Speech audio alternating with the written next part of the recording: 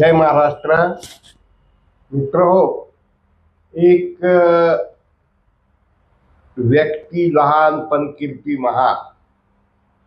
शालेय महाविद्यालया जीवनापासूनच संघर्ष, निर्भीडता आणि समाज ऋण फेडण्यासाठी प्रयत्न करणारे आमच्याबरोबर पत्रकार म्हणून, संपादक म्हणून वेगवेगळ्या भूमिका बजावत असताना महाराष्ट्राचे माजी मुख्यमंत्री, विद्यमान उपमुख्यमंत्री शिंदे साहेब यांनी त्यांना महाराष्ट्राचं व्हीजीएनटी ओबीसी याचं अध्यक्ष केलं आणि मिळालेल्या संधीचं नेत्यासाठी सोनं करण्याचा प्रयत्न नवे खूनगाठ बांधून बालाप्रसादजी किसवे यांनी संपूर्ण महाराष्ट्राचा संवाद दौरा केला।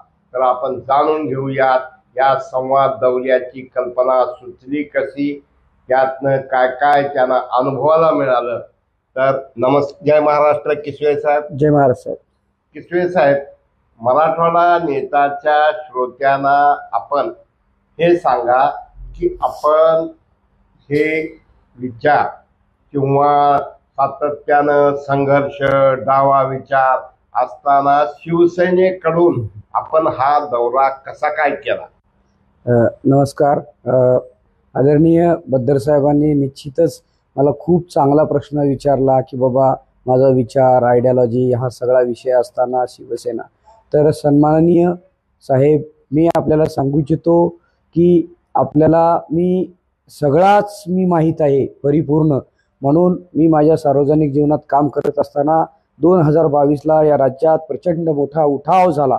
त्या उठावातून या राज्याची धुरा सन्माननीय आमच्या शिवसेना पक्षाचे मुख्य नेते एकनाथजी शिंदे साहेबांच्या हाती आली आणि जेव्हा साहेबांच्या हातात ही राज्याची धुरा आली तेव्हा मला आनंद झाला आणि साहेबांच्या नेतृत्वाखाली मी या राज्याचा शिवसेना ओबीसीचा राज्याचा अध्यक्ष म्हणून काम करताना साहेबांनी एक वेगळी भूमिका घेतली। राज्यात गेल्या 70 वर्षात अनेक सरकार आली, अनेक सरकार गेली, अनेक मुख्यमंत्री झाले, अनेक मुख्यमंत्री गेले, परंतु अनाथाचा नाथ एकनाथ खऱ्या अर्थानं ज्यांच्याशी माझा संवाद झाला आणि माझा विचार, आणि खऱ्या अर्थानं तुम्ही आत्ताच बोलला की विचाराच्या बाबतीत साहेब आपण बघताय सन्माननीय साहेब, गेल्या 2 दशकामध्ये या 10 वर्षात तर प्रचंड मोठी उलथापालथ होऊन आयडियोलॉजीचा चेंदामेंदा झाला।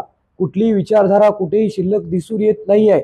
म्हणून मला खऱ्या अर्थाने एकनाथ शिंदे साहेबांच्या चेहऱ्यात एक विचार दिसला, ज्याला आयडियोलॉजी किंवा विचारधारा म्हणतोय की विकास, कल्याणाची, लोकांच्या हिताची, उपेक्षितांची, सामान्याची, मायक्रो ओबीसीची, भटक्यांची, व्हीजीएनटीतल्या मायक्रोंची, या विकासाची जी आयडियोलॉजी आहे, खरी विचारधारा हीच आहे। म्हणून मी साहेबाशी जुळला गेलो आणि मी हा राज्याचा 33 जिल्ह्याचा दौरा केला साहेब। या दौऱ्याच्या निमित्तानं आपण साधारणतः काल सांगता समारंभ झाला, तर तुम्हाला असे प्रमुख कोणकोणते विषय निदर्शनास आले? जरांगे फाटलामुळे निर्माण झालेली मराठवाड्यातली परिस्थिती, पुन्हा दुसऱ्या बाजूला धनदांडगे, तिसऱ्या बाजूला जात दांडगे, मग कुठं वंजारा पॉवरफुल आहे, कुठं मराठा आहे, कुठं लिंगायत आहे, आणि कुठं तरी मेहनत करे मुर्गे साहब, अंडे खाय फकीर साहब, या चित्राला छेद देण्यासाठी तुम्हाला काय काय करावं असं वाटतंय? नक्कीच साहेब, नक्कीच तुम्ही खूपच छान पद्धतीनं या ठिकाणी प्रश्न उपस्थित केलाय की साहेब, मला या राज्यातल्या तुमच्या लाईव्हच्या माध्यमातून तमाम जनतेला सांगताना आनंद वाटतोय की आजही राज्याच्या कानाकोपऱ्यात फिरत असताना अनेक प्रश्नाची जंत्री माझ्याकडे तयार झाली। मी जेव्हा माझा दौरा सुरुवातीला 27 एप्रिल 2025 रोजी उन्हाळ्यामध्ये, आज मी जेव्हा बाळासाहेब भवन आमचं पक्षाचं मुख्य कार्यालय, तिथून स्वर्गीय धर्मवीर आनंद दिघे साहेबांच्या स्मृतीला अभिवादन करून याची सुरुवात केली। मग मी जेव्हा निघालो साहेब, मी पनवेल मार्गे मग तो चिपळूण रत्नागिरीपर्यंत, पहिला माझा जिल्हा रत्नागिरीत झाला। रत्नागिरीमध्ये लांजा राजापूरचे आमदार आमचे किरण भैया सामंत यांनी प्रचंड चांगल्या पद्धतीने स्वागत केलं। रत्नागिरीतून मी सिंधुदुर्गात गेलो। सिंधुदुर्गात गेल्यानंतर साहेब तिथला मला ओबीसी मधला दुसरा समाज समजून घेता आला की जो आपल्या मराठवाड्यात नाही, की भंडारी समाज, त्या वैश्यवाणी समाज, गावकर समाज, या समाजाला मला समजून घेता आले, तो माझ्या ओबीसीचा घटक आयडेंटिफाय करता आला. मी सिंधुदुर्गातून कोल्हापुरात आलो, कोल्हापुरात आल्यानंतर मला कंजारबाट, त्या ठिकाणी तांबटकरी समाज, त्या ठिकाणी मला समजून घेता आला. जेव्हा कोल्हापुरातून सांगलीत आलो तर सांगलीमध्ये साहेब मला त्या ठिकाणी वडार समाज आणि नंदीवाला समाज समजून घेता आला. सांगलीतनं मी जेव्हा साताऱ्यात आलो, साताऱ्यामध्ये छत्रपतींच्या पदस्पर्शाने पावन झालेल्या सातारा नगरीमध्ये भोई समाज, पालखीचे भोई, ज्यांना पालखीचा मान आहे, माझ्या या शिवसेना ओबीसी विजयंतीचा जिल्ह्याचा अध्यक्ष हा भोई समाजाचा मी निवडलेला आहे. तो भोई समाज मला भेटला, त्यांच्या अनेक मच्छीमारांच्या सोसायट्यात त्यांच्या अनेक गोष्टी मला समजून घेते आला. त्याच्यानंतर मी थोडं साताऱ्यातून पुण्यात आलो, त्या ठिकाणी मला लोणारी आणि रामोशी समाज, की शिवनेरी किल्ला हे सगळ्या गडावरती सिंहगडाच्या बाजूला राहणारा लोणरी आणि रामोशी हा आपल्या कमी आहे मराठवाड्यात, पण हा बादर आणि काटक समाज त्यांच्या समस्या घेऊन आल्या. तर साहेबांनी त्यांच्यासाठी रामोशी समाजासाठी उमाजी नाईक महामंडळ स्थापन केलं होतं. 70 वर्षात जे झालं नाही ते साहेबांनी केलं होतं. त्यानंतर मी पुढे आलो, पुढे आल्यानंतर मी अहिल्यानगर माळी आणि वंजारी थोडी बहुसंख्याक लोक आहेत, ती लोक भेटली, त्यांच्याही समस्या मला सांगता आल्या. त्यानंतर मी नाशिकमध्ये गेलो, नाशिकमध्ये काही भटकी लोक भेटली. त्यानंतर मी धुळ्यात गेलो. साहेब विशेष म्हणजे मी धुळ्यातलं सांगतोय, धुळ्यामध्ये मी गेल्यानंतर धुळे हा जिल्हा तुम्हाला माहिती आहे, नेहरूंच्या कालावधीत सेटलमेंट तोडलं, त्या सेटलमेंट मधून भटक्यांना विमुक्त करण्यात आलं आणि ही सगळी विमुक्त मग भटक्यांची जंत्रावळी या धुळ्यामध्ये, मग चित्रकथी असेल, तांबटकरी असेल, गोसावी असेल, गोसाव्याचा आमचा मी उत्तर महाराष्ट्राचा प्रमुख केलाय अशोक गिरी महाराज, त्या ठिकाणी ते नगरसेवक आहेत साक्रीचे. मग त्या साक्रीतून मला आदिवासी साहेब डांग जिल्हा लागतो गुजरातचा, त्या बॉर्डरवरती जाऊन तिथली परिस्थिती मला समजून घेता आली. मग नंतर तसंच मी नंदुरबारला गेलो साहेब. नंदुरबारमध्ये आमचे राम भैया आता जिल्हा प्रमुख आहेत, त्यांचे वडील चंदू भैया हे आमदार आहेत, विधान परिषद नुकतेच झालेले. त्या ठिकाणी तिथे मला समजून नंदुरबारमधून मी जळगावात गेलो. जळगावात आदरणीय गुलाबराव पाटलांनी माझं चांगलं स्वागत केलं. गुलाबराव पाटलांनी मला एक आदेश दिलेला राजपूत समाजाचा साहेब, म्हणजे सगळी समाज तुम्हाला एवढ्यासाठी सांगतोय, राजपूत समाजाचा त्यांनी स्वागत केलं आणि खूप छान झालं. जळगावातून बुलढाण्यात आलो. आमचे डॅशिंग आमदार संजय भाऊ गायकवाड यांनी मला माळी समाज, सुंदरनगर बाजूलाच आहे बुलढाण्याच्या जवळ, आणि चिखलीमध्ये हाके, हे दोन माळी आणि धनगर दोन प्रतिनिधी त्यांचे संवाद साधता आलं. त्यानंतर मी बुलढाण्यातून अकोल्यात आलो. साहेब अकोल्यात महत्वाचा विषय, आपल्या लातूरमध्ये सुद्धा टकारी समाजाचे हरिभाऊ गायकवाड वगैरे ही मंडळी काम करते. मग या टकारी पात्रवट समाजाची लोक भेटली. टकाऱ्यांचा खूप मोठा 2000चा एक VJNT2 मधला विषय आहे, तो समजून घेऊन निश्चितपणे एकनाथ साहेब सोडतील, आमचे साहेब सोडतील, हा मला विश्वास आहे. त्यानंतर अकोल्यातनं मी जेव्हा अमरावतीत गेलो साहेब, अमरावतीमध्ये धनगर समाज थोडं जास्त संघटित असल्यामुळे तो मला भेटला साहेब. अमरावतीतून मी जेव्हा वर्ध्यात आलो, आता माझ्याकडे वर्ध्याचे जिल्हा अध्यक्ष कालच्या कार्यक्रमाला आले होते. वर्ध्यामध्ये तेली समाज थोड्या चांगल्या पद्धतीने आहे. तेली समाजाची खूप लोक मला चांगली भेटली आणि त्या ठिकाणी गोसाव्याची वस्ती खूप मोठ्या पद्धतीचं अकोली शेरू तालुक्यात गाव आहे साहेब. त्या शेरू तालुक्यातल्या अकोलीची गोसावी वस्ती साहेब मी दत्तक घेतली. साहेब मी जरी ओबीसी विजयंतीचा अध्यक्ष असलो तरी मी धनगर या जातीतून येतोय. धनगर ही महाराष्ट्रात संख्या जास्त आहे, पण धनगर मोठा भाऊ म्हणून या वडारी, नंदीवाला, कैकाडी, बेरड, बेस्तर, रामोशी, टकारी, लोणारी, चित्रकथी, भोई या सगळ्या छोट्या छोट्या समाजाला, सोनार असेल, अशा छोट्या छोट्या समाजाला न्याय देण्याचं काम करावं म्हणून ती भूमिका मी घेतली साहेब. मी त्यानंतर जेव्हा यवतमाळमध्ये गेलो, आर्णी तालुक्यात साहेब तुम्हाला सांगतो नाथजोगी समाज, हा नाथजोगी सुरुवातीला तुम्ही गोसावी बघायचं, सगळं बघायचं, भिक्षा द्यायची साहेब.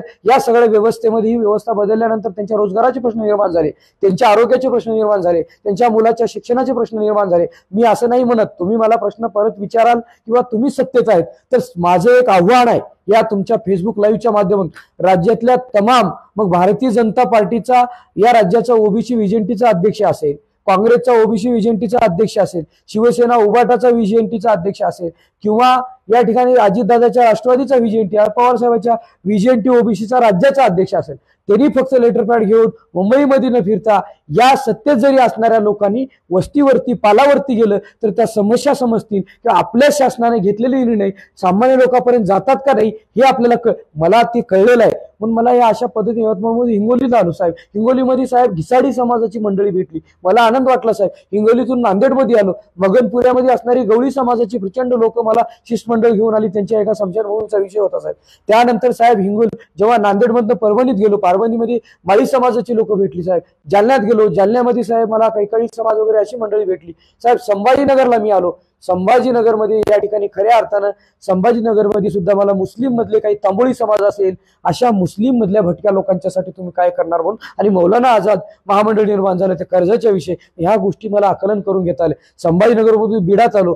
बीडमध्ये आल्यानंतर प्रचंड मोठ्या पद्धतीनं टकारी वस्तीमध्ये टकारी समाजाच्या महिलांचा मेळावा संपन्न झाला. बीडमधून माझा मग धाराशिवला आलो. धाराशिवमध्ये आमचे कमलाकर दारे या ठिकाणी प्रचंड मोठ्या पद्धतीनं त्या ठिकाणी मेळावा संपन्न झाला. आणि मी धाराशिवमधून जेव्हा लातूरमध्ये माझ्या मायभूमीत कर्तव्य माझ्या कार्यभूमीत मी जेव्हा आलो, साहेब तुम्हीच मला वाढवलेलं आहे, तुम्हीच मला या ठिकाणी खऱ्या अर्थानं या चळवळीची ऊर्जा दिलेली आहे. माझ्यातल्या छोट्या बातमीला तुम्ही तुमच्या वर्तमानपत्रातून प्रसिद्ध देऊन माझ्यातल्या कार्यकर्त्याला नेत्या करण्याचं काम निश्चितपणे मराठवाडा देता आणि या परिवाराने केलं. पण हा सगळा प्रवास माझा लोकांच्या कल्याणासाठी. तुम्हाला शेवटी फेसबुक लाईव्ह मधून सांगताना एकच सांगतो साहेब की हे सगळं उठाठेव एवढ्यासाठी केलं, राज्यात फिरत असताना राज्यातल्या काही भागाचं आकलन, त्या भागातल्या ओबीसीच्या जातींचं आयडेंटिफिकेशन आणि त्या समाजातल्या ज्या सामाजिक प्रश्न आहेत त्याचं एक मी गाठोडं तयार केले. ते गाठोडं गच्च बांधले. त्याच्यात अनेक प्रश्नाची जत्रावळी मी त्याच्यात टाकलेली आहे. निश्चितपणे मी माझ्या साहेबाच्या समोर हे गाठोडं सोडल्यानंतर त्यावरती मग मायक्रो ओबीसी जे असतील, छोट्या छोट्या जाती असतील, त्यांच्यासाठी त्यांच्या जातीला न्याय देण्यासाठीचं निश्चितपणे साहेबांनी नवीन धोरण असतील आगामी काळामध्ये आणतील आणि या योजना आणतील याचा मला विश्वास वाटतोय, असा मला एक खात्री वाटते साहेब. या संपूर्ण दौऱ्यामध्ये फिरत असताना महाराष्ट्रात किती खासदार, किती आमदार आणि किती मंत्री हे आहेत, त्यापैकी काही लोक आपल्या या यात्रेमध्ये सभेला बैठकीला आले होते का? नक्कीच साहेब. म्हणजे आमचा पक्ष राज्यामध्ये आता भारतीय जनता पार्टीच्या नंतर राज्यात मोठा पक्ष आमचा पक्ष आहे, लोकशाहीतून निवडून आलेला.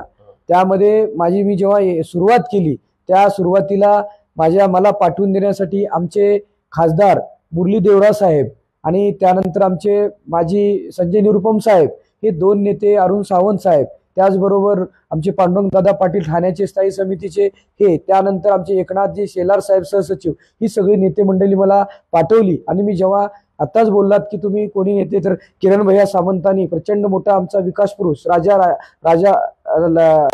आणि राजा यामधले ते किरण भैया लांजा आणि राजापूरचे आमदार, त्यांनी माझं खूप चांगलं स्वागत केलं.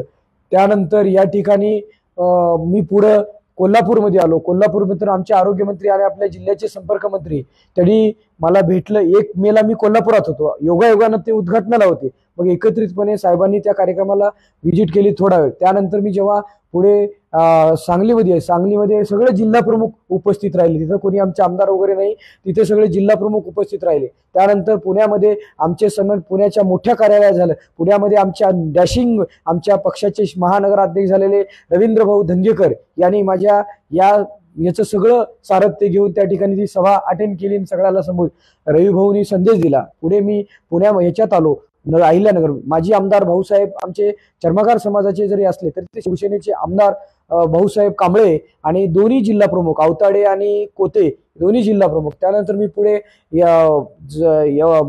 नगरवरून मी जेव्हा धुळ्यात गेलो, धुळ्यात जिल्हा प्रमुख मनोज भाऊ मोरे आणि बाकी महानगर अध्यक्ष संजय भाऊ वाल्ले. ते धुळ्यातून मी जेव्हा जळगावमध्ये गेलो, नंदुरबारमध्ये गेलो, तर नंदुरबारमध्ये आमदार चंद्रकांत दादा आणि रामदादा हे दोघेही आमदार महोदय उपस्थित होते. त्यानंतर पुढे मी जेव्हा जळगावमध्ये साक्षात प्रचंड प्रेम करणारा गुलाबराव पाटलांवरती कोण काय बोलते मला माहित नाही, आमचीच मैत्रीण बोलते, परंतु आम्हाला असं माहिती आहे की गुलाबराव पाटील हा खऱ्या अर्थानं हृदयानं हे करणारा, कार्यकर्त्याला जपणारा साहेबांनी संबोधित केलं आणि मला त्या ठिकाणी खूप केलं. त्यानंतर पुढे मी बुलढाण्यातून साहेब आत्ताच सांगितलं डॅसिंग आमदार आमचे संजयजी गायकवाड त्यांनी मिठी मारली आणि संजीव भाऊनी चांगल्या पद्धतीनं त्यांच्याच कार्यालयात 200-300 लोकांची मिटिंग घेण्यास सगळ्यांना भटक्यांना तत्काळ बोलवलं आणि त्या ठिकाणी काही नियुक्त्या करण्याचं काम केलं. बुलढाण्यातून अकोल्यात आलो. अकोल्यात आमचं असं फार मोठं हे नाही, पण जिल्हा प्रमुख आले आणि काय पदाधिकारी आले साहेब. म्हणजे प्रत्येक ठिकाणी हिंगोली असेल, आता पुढे असेल, नांदेडमध्ये बालाजी कल्याणकर साहेब आजारी असल्यामुळं कार्यक्रम करून मी त्यांना भेटायला, त्याचे फोटो आहेत, मी तुम्हाला फोटो देतो साहेब. म्हणजे ते खूप हे झाले. हेमंत भाऊचा फोन आला.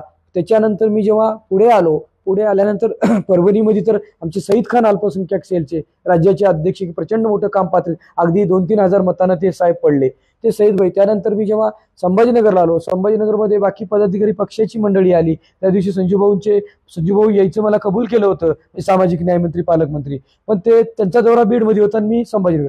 मी बीडमध्ये गेलो. बीडमध्ये तर तिन्ही जिल्हा प्रमुख, आमचे सक्षम जिल्हा प्रमुख त्या ठिकाणी उपस्थित राहिले. बीडमधून धाराशिवमध्ये गेलो. धाराशिवमध्ये तर सुरेश महाराज साळुंकेनी आणि कमलाकर बापू धनेंनी आयोजन केलेल्या कार्यक्रमाला चांगला कार्यक्रम झाला साहेब. आणि तिथून मी लगे लातूरमध्ये काल सचिन दाने जिल्हा प्रमुख आणि ब्रह्माजी केंद्रे हे 2 जिल्हा प्रमुख म्हणजे पक्षाचे फादरचे, आणि त्यानंतर सगळ्या महिला आघाडीच्या अर्चनाताई बिरादार, भगतताई, आणि त्यानंतर आमचे संपर्क प्रमुख या जिल्ह्याचे आपले क्षीरसागर साहेब, ही अशी सगळी मंडळी उपस्थित राहिली. आणि विशेष म्हणजे मुंबईवरून रामभाऊ पंडागळे माजी आमदार चळवळीतले ते उपस्थित राहिले. या सगळ्यात उपस्थितीतून मला आनंद वाटला. आणि जे कोणी उपस्थित नाही राहिले, हे रोज माझा दौरा वारूमशी जोडलेला होता, त्यामुळे सातत्यानं वारूम मधल्या सगळ्या जे माझ्यावर फॉलो करत होते त्या सगळ्यांचा फोन येत होता, तुझा दौरा चांगला. निश्चितपणे पक्षाचं होतं. एकच संदेश साहेब, या राज्यामध्ये मला एकच संदेश, आगामी काळात होणाऱ्या पंचायत समिती आणि नगरपालिका नगरपंचायत निवडणुकीमध्ये शिवसेना ओबीसीच्या पक्षाचा आधार वोट बँक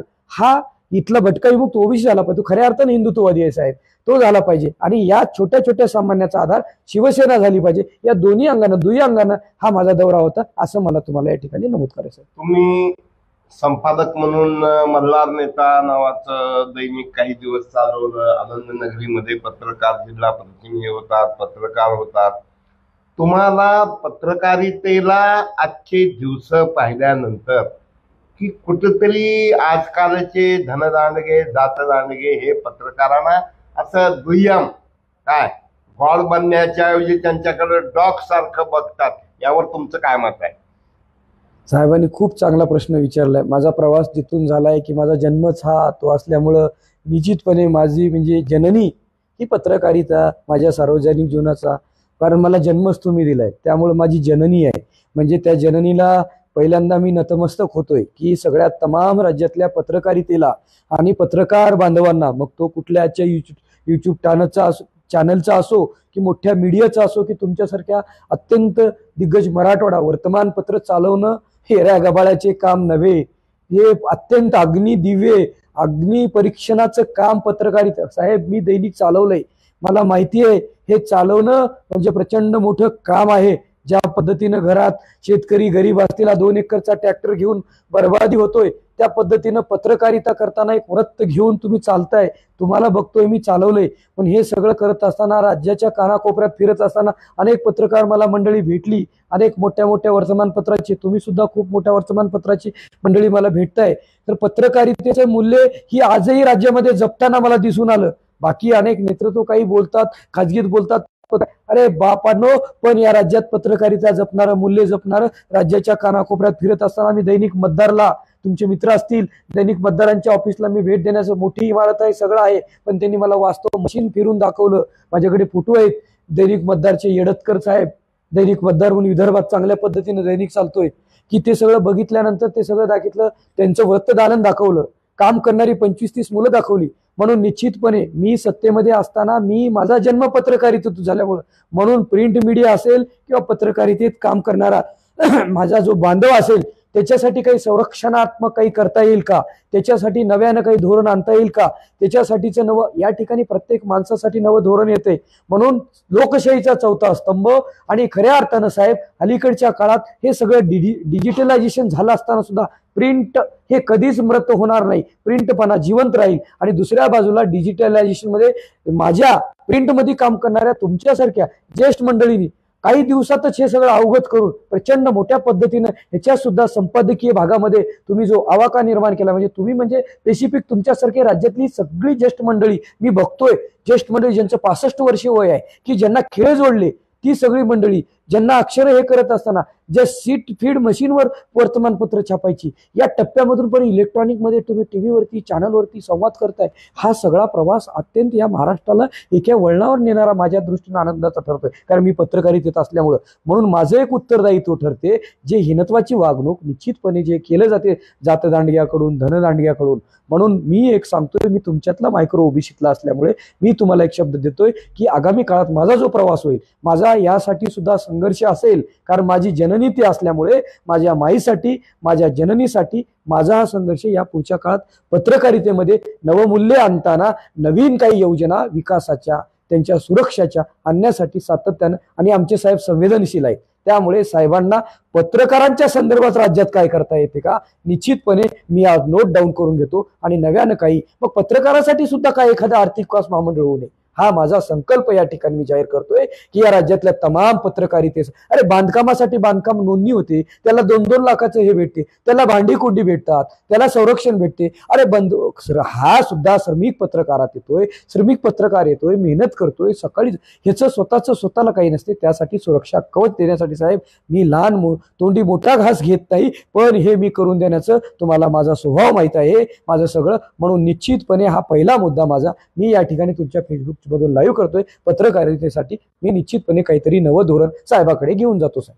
बाळासाहेबजी, आपण बाळ जरी दिसत असलात तर तुम्ही एवढे परिपक्व आहात, आणि राजकारणामध्ये थिंक टँक या दौऱ्याच्या दरम्यान किंवा वारंवार तुम्ही फिरत असताना तुमचे सगळ्या क्षेत्रातले फुले, आंबेडकर, शाहू महाराज, बसवेश्वर या सगळ्या वैचारिक ठेवण्याशी तुम्ही काही लोकांशी संवाद साधला का, साधणार का, आणि भविष्यात तुमच्याकडं काही लोक शिंदे साहेबांच्या पाठीशी भक्कमपणे विचार उभे करण्यासाठी काही तुम्ही या पूर्ण ह्याच्यामध्ये काही तुम्ही हेरलंय का? नक्कीच साहेब, म्हणजे अत्यंत माझ्या आत्म्याचा प्रश्न विचारलाय.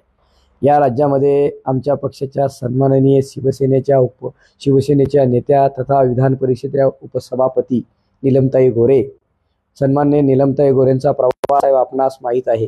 ताईंचा प्रवास याच कर्मभूमीतून झाला आणि त्या माझ्या नेत्या आहेत. ताईंशी सातत्याने माझा डायलॉग यावरती होतोय. ज्या समाजवादी चळवळीतून हा सगळा प्रवास झाला साहेब, त्या ताई इथे एक फार मोठा असा एक बॅकलॉग आहे की तो भरून काढण्यात, समाजवादी चळवळीत काम करणारी, डाव्या चळवळीत काम करणारी, एक टोका ही सगळी टोकावरती मंडळी असणारी राज्याच्या कानाकोपऱ्यात, विशेषतः मराठवाड्यात. मग मराठवाड्यातले तुम्ही म्हणताय वीरशैव समाजाची मंडळी असेल, अगदी नाव सुद्धा मी घेत नाही, पण काही माझी मोठी मंडळी आहेत किंवा जी विनय कोरे साहेबांशी जुळले गेली किंवा काही कोणाशी जुळले, माझे त्यांचे स्नेहाचे बंध आहेत. आज आदरणीय गोमारे दादा नाहीत, पण त्यांच्याबद्दल त्यांच्याशी रिलेटेड असणारी सगळी मंडळी, इथं काम करणारी मंडळी, मग तो लोहियावादी असतील, त्या ठिकाणी ही सगळी मंडळी जी आहे ही माझ्याशी अत्यंत एकरूप असलेली, त्यांच्याशी माझी नाळ जोडलेली आपणास माहीत आहे. सातत्यानं मी हे सगळं करत असताना, एक आयडिओलॉजी आणि विचार करत असताना, कुठेतरी आपली आयडिओलॉजी फ्लेक्झिबल करत असताना, की मी एका विचारात जात असताना, शिवसेनेचा विचार घेऊन जात असताना, ही सगळी साहेब आज रोजी एका टप्प्यावर देश आणि राज्य येऊन पोहोचलेलं आहे की आयडिओलॉजीपेक्षा सुद्धा इथं माणसाच्या रोजगाराचे, माणसाच्या विकासाचे प्रश्न निर्माण झाले. म्हणून या ठिकाणी अनेक विचाराचे लोक आणि अनेक हे जे माझे, मग तो दलित चळवळीतला मातंग समाजाचा या ठिकाणी आनंद दोरवे असेल, या ठिकाणी म्हणजे अशी काही नावं घेता येतील मला, लोधेकर असतील, ही सगळी ही कुठल्याच पक्षात नाहीत अशी अनेक लोक मला इथे येऊन भेटली साहेब. म्हणजे अगदी आमचे संभाजी काका सुळपर्यंत, म्हणजे त्यांचा पक्ष वेगळा पण एक स्नेहाचे संबंध, अभयदादा सुद्धा मला येऊन भेटून गेले. असे सगळे जी मंडळी आहे, पक्षाच्या बाहेरची मंडळी सुद्धा खूप चांगल्या पद्धतीने जी भेटते. म्हणजे काल बाबासाहेब गायकवाड आले, बाबासाहेबांना पण मी गळ घातलं, म्हणजे सभापती होते. अशा सगळ्या पद्धतीची मंडळी माझ्याशी कनेक्टिव्ह असल्यामुळं निश्चितपणे एकनाथ शिंदे साहेबाचा विचार हा देशाला पुढे नेणारा, राज्याला पुढे नेणारा असल्यामुळं फक्त येणारी म्हणतात की अरे तुमचा एकच साहेब, एवढंच नाही, या इथं असणारे अण्णाराव पाटलासारखा माणूस सुद्धा बाबा ते टीका टिप्पणी करतात, पण एक त्यांचं सुद्धा एक त्यांचं काम असते. ते सुद्धा बोलताना बोलले माझा पक्ष वेगळा आहे पण तुझा साहेब खूप चांगला आहे, खूप चांगलं. ही प्रतिक्रिया त्या अण्णाराव पाटलासारख्या फटकळपणे बोलणाऱ्या सन्माननीय माणसाकडनं सुद्धा मला साहेबांबद्दल ऐकायला भेटते. या ठिकाणी दैनिक मतदार मधल्या परत उल्लेख का करतो, त्यांनी म्हटले ते काँग्रेसमध्ये काम करतात तरी ते म्हणतात तुमचे साहेब खूप चांगले. म्हणून निश्चितपणे साहेबाचा हा चेहरा असा स्वच्छ सगळ्यांच्या हृदयात आणि आवडणारा असल्यामुळे या सगळ्या चेहऱ्याशी कनेक्ट, इथला जो डावा उजवा सगळा साहेब विचारधारा बाजूला एक विकासाच्या विचारधारा करण्यासाठी या सगळ्यांना मी जोडेन आणि नवा एक आलेख किंवा नवा रस्ता या राज्यामध्ये निश्चितपणे कुठेही त्यांना त्यांच्या आयडिओलॉजीचा धोका किंवा विचारधारेचा धोका वाटणार नाही, निश्चितपणे सुरक्षा कवच मिळणार, अशा पद्धतीची ही सगळी मराठवाड्यातली विशेषतः मंडळी या सगळ्या चळवळीतली, समाजवादी चळवळीतली किंवा अगदी संघर्ष करणारी, रस्त्यावरची छोट्या छोट्या संघटनेची, मराठवाड्याच्या पातळीवर आंदोलन करणारी, कारण आपण मराठवाडा नावानं वृत्तपत्र चालवता, मराठवाड्यामध्ये काम करत असताना 8 जिल्हे आणि 76 तालुके, प्रचंड मोठा बॅकलॉग आहे, इथलं सिंचन आहे, यासाठी जुळलेली शिवाजीराव नरहरेसारखी माणसं आहेत. निश्चितपणे ते पक्षात काम करणार नसतील, पण माझ्यासोबत ती माझी विचाराची थिंक टँक असेल किंवा मला ते परत सातत्यानं मी स्वतःला बांधून घेतलंय की रामेश्वरजी बद्दर असतील संपादक, शिवाजीराव नरहरे असतील, शिवाजीराव शिंदे असतील, प्राध्यापक सुभाष भिंगे असतील किंवा अशी बरीच मंडळी या शहरातली, मी जरी ते मला काय समजतात, माझी जरा विचार कुठला असला तरी मी सातत्यानं हे माझे अजूनही मार्गदर्शक किंवा यांच्या विचाराशी किंवा यांचं मार्गदर्शन घेत राहील, असा सुद्धा मी या ठिकाणी संकल्प करतो साहेब. या संवाद यात्रेच्या माध्यमातून 50% महिला मतदार असताना आजही महिलांवर काही ठिकाणी अन्याय अत्याचार घडत आहेत. बेरोजगारीचा प्रश्न हा तुम्हाला येणाऱ्या जिल्हा परिषद, नगर परिषद, महानगरपालिकेला फार मोठ्या प्रमाणात फेस करावा लागणार आहे. तर ज्या पद्धतीनं लाडकी बहीण ही योजना साहेबांनी आणली, बरोबर काय त्या पद्धतीनं येणाऱ्या काळामध्ये युवकासाठी, महिलांसाठी काही आपण योजना आणण्याचा प्रयत्न साहेबांपर्यंत मांडण्याचा करणार का? बरोबर आहे साहेब, तुम्ही खूप महत्त्वाचा विषय छेडलेला आहे की या ठिकाणी राज्यामध्ये सामाजिक न्यायाचं राज्य चालू आहे निश्चितपणे, परंतु या ठिकाणी महिला धोरणाच्या संदर्भात महिलांवर वाढते आगवणीताईचं प्रकरण असेल किंवा राज्यातले अनेक प्रश्न असतील, महिलावर अत्याचार या ठिकाणी वाढताना दिसून येतात. पण साहेब, आपण बघितलात की पहिल्यांदा आगवण्याच्या घरी नीलमताई गोरे साहेब गेले आणि त्या छोट्या बाळाला घेऊन त्यांना आधार देण्याचं काम सन्माननीय आमचे नेते शिंदे साहेबांनी केलं. निश्चितपणे या राज्यामध्ये साहेब, आपल्याला माहिती आहे, या राज्यामध्ये प्रचंड मोठ्या पद्धतीचं महासरकार येण्याच्या कामामध्ये माझ्या लाडक्या बहिणींचं योगदान आहे. आणि ही मुख्यमंत्री लाडकी बहीण योजना, महिलांसाठी मुख्यमंत्री लाडकी बहीण योजना, ही योजना प्रचंड मोठ्या पद्धतीनं टीका टिप्पणी झाली, परंतु ते योजना राबवण्याचं धाडस या राज्यामध्ये सन्माननीय तत्कालीन मुख्यमंत्री एकनाथ शिंदे साहेबांच्या कालावधीत झालं. म्हणून त्यातूनच साहेबांचं मुख्यमंत्री म्हणजे साहेबांचं महिलांबाबतचं धोरण तुमच्या लक्षात येते. म्हणून या राज्यामध्ये फिरत असताना 50% असताना माझ्या ओबीसी एजंटीमध्ये सुद्धा महिला प्रचंड मोठ्या ओबीसीच्या महिलांच्या अनेक रोजगाराचे प्रश्न आहेत.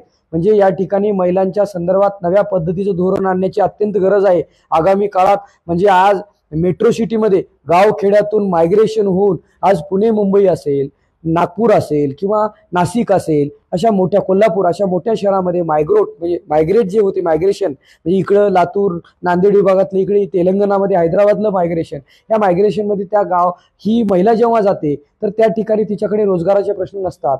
मग त्यासाठी गावामध्ये आपल्यास रोजगाराच्या वेगळ्या पद्धतीनं स्वतःच्या स्किलवरती कौशल्य आधारित काही योजना राबवते आल्या तर निश्चितपणे साहेबांनी याबाबत महिलांच्या बाबत आमची मीटिंग सुद्धा घेतली होती मागच्या कालावधीमध्ये. साहेब मुख्यमंत्री असताना सह्याद्रीमध्ये आमच्या सगळ्या पदाधिकाऱ्यांची किंवा महिलांची तुम्ही भटक्यांमधल्या कुठल्या काय करतात, त्यांच्यावर टोपली बनवणाऱ्या, मग ते कालबाह्य झालं असलं, मग नव्या त्या कुठल्या, मग ते गोधडी शिवण्याच्या मालकाला आमच्या काही गोसावी समाजातले ते महिला लागतात, नव्यानं त्यांना गोधड्यांचं समजा मशीनवर कसं करता येते का, अशा पद्धतीच्या छोट्या फार मोठ्या नाही 2 लाखाच्या 1.5 लाखाच्या साहित्य संसाधनं उपलब्ध केलं. निश्चितपणे साहेबांचा हा दृष्टी आधीच आहे, तुम्ही प्रश्न उपस्थित केलाय. नक्कीच महिलांच्या बाबतीत सुद्धा शिवसेना पक्षाच्या वतीनं आणि आमच्या साहेबांच्या वतीनं नक्कीच एक चांगल्या पद्धतीचं रोजगाराचं धोरण, कुठल्याही भाषणबाजीचं नाही, जुमलाबाजीचं नाही, रोजगाराचं धोरण कसं आणता येईल, निश्चितपणे साहेबांचंच धोरण आहे. पण तुमच्या या प्रश्नाला अजून मी साहेबाकडे ते नोंदवणार आहे आणि त्याच्यात आम्ही हा विचार करणार आहे. साहेब किसवे साहेब, तुम्ही अत्यंत प्रतिकूल परिस्थितीत तुमची जडणघडण झाली, लोखंडाला परिसाचा स्पर्श झाल्यावर सोनं होतं, त्या पद्धतीनं तुमच्या आयुष्यामध्ये एक अनाथाचे नाथ, एक दिलदार माणूस, कार्यकर्त्यावर जीवापाड प्रेम करणारा माणूस आणि तन मन धन, जसं सांगोल्याचे आमदार, माजी आमदार काय ती गणपतराव काय नाही काय ती शहाजी. हा त्यांनी ज्या पद्धतीनं बोलले किंवा उमरग्यामध्ये चौगुले साहेब मला मंत्री करणार म्हणल्यामुळं काही लोकांनी त्यांना पाडलं, तर काही झारीतील शुक्राचार्य प्रवृत्तीचे ही माणसं असतात की सत्ता घ्यायची आणि आपल्याच घराला आपण आग लावायचं असलंही पाप करणारे महासावंत काही असतात. तर तुम्ही त्यावर काही बोलू नका. पण मला असं वाटतं की तुमचं ऑब्झर्वेशन, कारण तुम्ही लहान जरी असलात म्हणजे उंचीनं, तुमची ग्रास्पिंग पॉवर, तुमची विनम्रता, तुमचं धाडस, तुमचं संवेदनशीलता आणि या 27 दिवसाचे अहोरात्र परिश्रम करून मी पाहिलं तुमचे कार्यकर्ते तुमच्या बाजूला विश्रामगृहावर सुद्धा मॅटवर झोपलेले मी बघितले. आणि रात्री सोलापूरहून कोल्हापूरहून आलेल्या महिला पिशव्या वगैरे घेऊन आलेल्या मी पाहिल्या की तुमचं संघटन कौशल्याला नजर न लागो. तुम्ही न थांबता, न खचता, न दमता हम होंगे कामयाब, पुरा है विश्वास या भूमिकेतून आमचे मित्र. आणि सगळ्यात आनंद, माणसं पद मिळालं की ओळख देत नाहीत, पण पहिल्याही भेटीत जेव्हा आपली भेट झाली, मिठी मारणं, विनम्रता, म्हणजे विनम्रतेनं नमस्कार करणं, ही तुमची विनम्रता खूप खूप खूप मोठी होत असताना तुम्ही माजी मुख्यमंत्री शिंदे साहेब, त्यांचे सुपुत्र खासदार साहेब आणि टीम, शेवटी सगळेच माणसं वाईट नसतात, प्रत्येकात काही चांगलं वाईट असतंय.